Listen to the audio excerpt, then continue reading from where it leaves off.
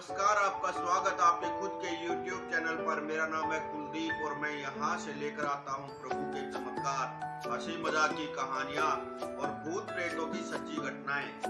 तो आज की जो घटना है ये मध्य प्रदेश के रतलाम से है और ये कहानी है मोहन की। मोहन जो कि एक ट्रक ड्राइवर हैं। वैसे मोहन कानपुर उत्तर प्रदेश से हैं, लेकिन ये अपने ट्रक में रतलाम का माल भरकर लेकर गए थे। रतलाम जो कि मध्य प्रदेश में पड़ता है। और ये कहानी उस समय की है जब लॉकडाउन लगने ही वाला था, फर्स्ट लॉकडाउन। मतलब देश में यही जिक्र चल रहे थे कि लॉकडाउन लगना है नहीं लगना है, बस यही सब बातें हो रही थी, लेकिन अभी लॉकडाउन लगा नहीं था। और मोहन अपना ट्रक लेके रतलाम पहुंच चुका था। इसके साथ इसका एक खलासी था जिसका नाम रिंकू था।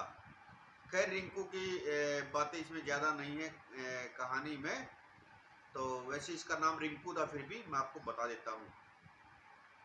अब इन्होंने यहाँ पर माल खाली कर दिया है और 3 दिन हो चुके हैं, क्योंकि मोहन चाह रहा था कि मुझे कोई मेरे घर के साइड का, कानपुर या लखनऊ साइड का कोई माल मिल जाए जिससे मैं उसको घर पे कुछ काम था, मतलब जिससे वो घर पे रुक सकता था।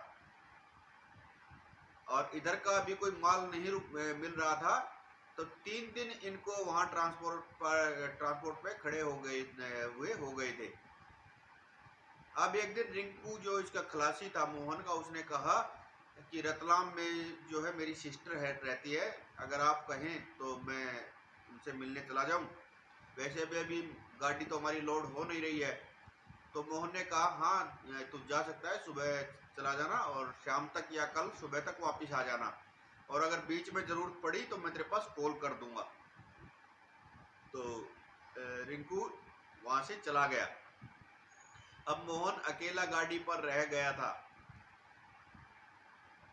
इसका अकेला वैसे ही मन नहीं लग रहा था, ऊपर से माल की अभी शॉर्टेज चल रही थी, गाड़ी लोड नहीं हो रही थी। ट्रांसपोर्ट वाले से इसने फ़ोन किया, पूछा ऑफिस में जाकर, तो उसने कहा कि भाई अभी 1-2 दिन लग सकते हैं, तुम इंतज़ार करो।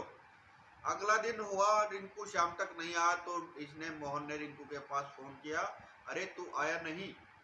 तो रिंकू ने कहा कि उस्ताद जी आपने देखा नहीं क्या, आपको पता नहीं क्या लॉकडाउन लग चुका है और घरों से बाहर निकलना अलाउड नहीं है, ऐसे में मैं कैसे आऊँ? तो मोहन ने कहा मुझे तो सच में ही नहीं पता, मैं ट्रक से बाहर निकला ही नहीं हूँ आज।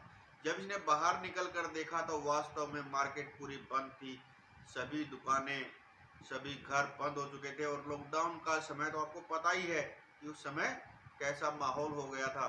सड़कों पे कुछ दिखाई नहीं दे रहा था, बस कोई एक आध पीसीआर या एम्बुलेंस की सायरन की आवाज़ें आ रही थी, बाकी कुछ नहीं दिखाई दे रहा था। ऐसे में मोहन ने ट्रांसपोर्ट मालिक के पास फ़ोन किया, तो मालिक ने कहा कि हाँ भाई लॉकडाउन लग चुका है और अब तो सिर्फ तुम इंतज़ार ही कर सकते हो और कोई दूसरा रास्ता नहीं है। बस तुम ये बताओ तुम्हारे पास खाने पीने की व्यवस्था है या नहीं है, राशन वगैरह कुछ है कि नहीं है? तो मोहन ने कहा नहीं, अभी तो मेरे पास आटा चावल दाल सब कुछ है, मैं खाना बना खा सकता हूँ, 3-4 दिन का मेरे पास काम चल जाएगा, इतना राशन मेरा है। तो उसने कहा ट्रांसपोर्ट मालिक ने, कोई बात नहीं, तुम आराम से यहाँ पर गाड़ी लगाओ और अगर कोई बहुत ज़्यादा ही ज़रूरत पड़े तो तुम मेरे पास कॉल कर सकते हो, मैं आ जाऊँगा, लेकिन बड़ी दिक्कत होगी आने में, इसलिए अपना सावधानी से रहना, ध्यान से रहना। तो मोहन ने कहा ठीक है कोई बात नहीं सर, आप चिंता मत कीजिए। और मोहन ने जो है अपनी गाड़ी पार्किंग में बिल्कुल बहुत पीछे लगा ली और पार्किंग में भी अब सिर्फ 1-2 ही गाड़ियां बच गई थी, वो भी सिर्फ गाड़ियां, इंसान कोई नहीं था। अकेला मोहन था और मोहन अपनी गाड़ी को छोड़कर कहीं जा नहीं सकता था, मोहन की मजबूरी थी, इसलिए मोहन गाड़ी में मौजूद था। और सुबह से शाम हो गई, इसने कुछ नहीं खाया था, सिर्फ 2 कप इसने चाय पी थी जो कि इसने अपनी गाड़ी में ही बनाई थी, और अब इसके पास दूध भी खत्म हो चुका था। शाम हो चुकी थी, हल्का हल्का अंधेरा हो चुका था। इसके मन में विचार आता है मोहन के कि अब शायद मुझे खाना बना लेना चाहिए। और ये खाना बनाता है, खाता है, काफ़ी देर इसको हो गई थी बर्तन वर्तन साफ करने में। और ये अपनी गाड़ी की छत पे जाकर लेट गया, क्योंकि अंदर इसको गर्मी भी थोड़ी सी लगती थी और मच्छर बहुत ज़्यादा हो जाते थे। गर्मी तो खैर इतनी नहीं थी, लेकिन मच्छरों की समस्या बहुत थी। इस वजह से गाड़ी की छत पे जाकर लेट गया, जहाँ ये हर रोज सोते थे। लेकिन इसने पहले जो गाड़ी इसकी खड़ी रहती थी वो ट्रांसपोर्ट के पास ही खड़ी रहती थी, लेकिन अब पार्किंग में इसने बहुत पीछे लगा दी है, ताकि पुलिस वाले इसको देखे नहीं, इसको कोई परेशान ना करे, कोई समस्या ना हो। लेकिन इसने ये बहुत बड़ी गलती कर दी, समस्या तो अब इसके साथ होने वाली थी। तो इसने गाड़ी जो है वो पार्किंग में बहुत पीछे कर दी थी और ये सो गया था, और यही सोचते सोचते कि पता नहीं कब मेरी गाड़ी लोड होगी, कब मैं घर पहुंचूंगा, इन्हीं बातों में इसको झपकी आ गई थी और ये पता नहीं कब सो गया था। लेकिन रात में जब इसकी आंख खुली तो इसको इसके नाम से कोई पुकार रहा था। इसको लगा कि कोई सपना देख रहा हूँ, शायद मैं नींद में, ऐसा मेरे साथ सपने में ऐसा हो रहा है। हकीकत में मेरा नाम यहाँ पर कौन जानता है, क्योंकि इसको कोई नहीं जानता था, नया शहर था। अगर इसका खुद का शहर होता तो वहां तो चलो ठीक है भाई, 1% हो सकता था कोई इसको इसके नाम से पुकारता। लेकिन थोड़ी देर बाद फिर से आवाज आई, और वो आवाज किसी महिला की थी।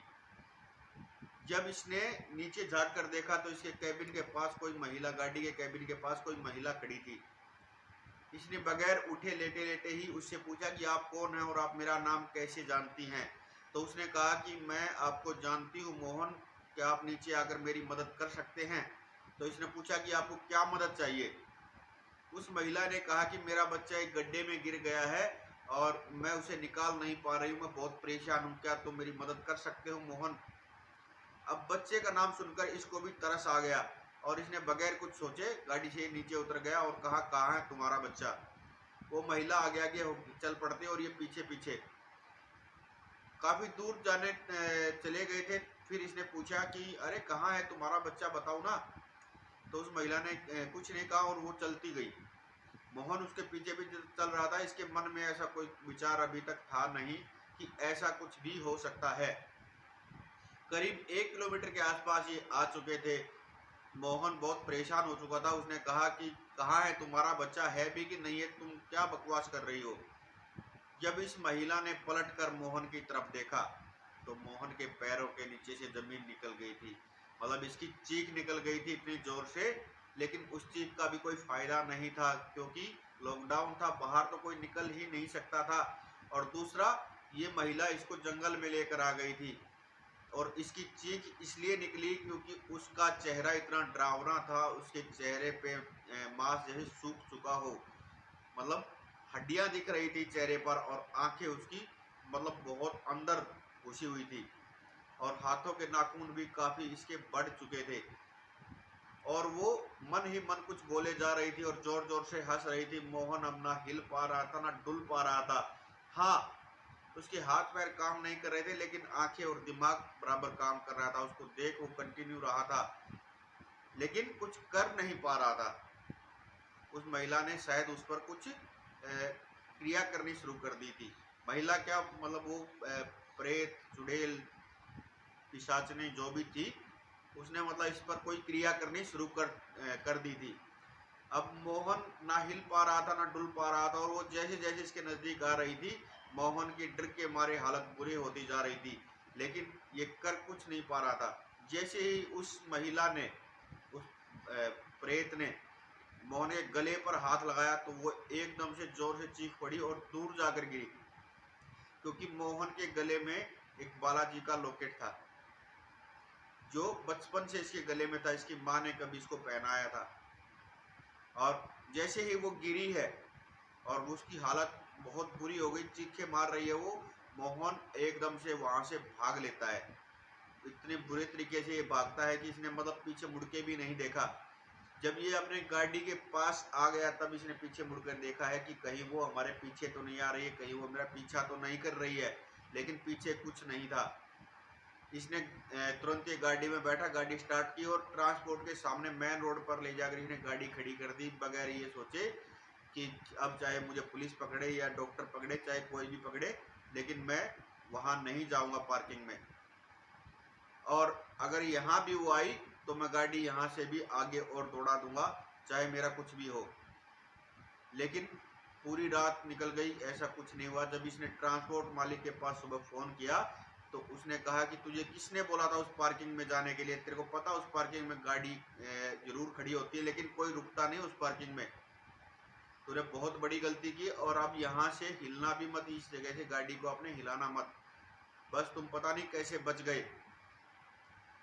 उसके बाद जो एक ट्रांसपोर्ट मालिक था इसने मोहन की गाड़ी को सरकारी दवाइयाँ वगैरह इसमें भरवाई और इसको इसके घर की साइड, कानपुर की साइड भेजा गया, वो भी 4-5 दिन के बाद। लेकिन उसके बाद मोहन ने वहाँ से गाड़ी तभी हिलाई जब गाड़ी का लोड होने का नंबर आया। लेकिन आज भी जब मोहन ये कहानी, ये किस्सा, ये बातें जब सोचता है तो इसकी डर के मारे हालत बुरी हो जाती है। तो ये थी दोस्तों आज की कहानी। उम्मीद करता हूँ आप लोगों को पसंद आई होगी, और अगर पसंद आई हो तो लाइक करना, शेयर करना और कमेंट में लिखना जय वीर बालाजी। और अगर चैनल पर नए हो तो सब्सक्राइब कर लेना प्लीज़। हर हर महादेव, जय श्री श्याम।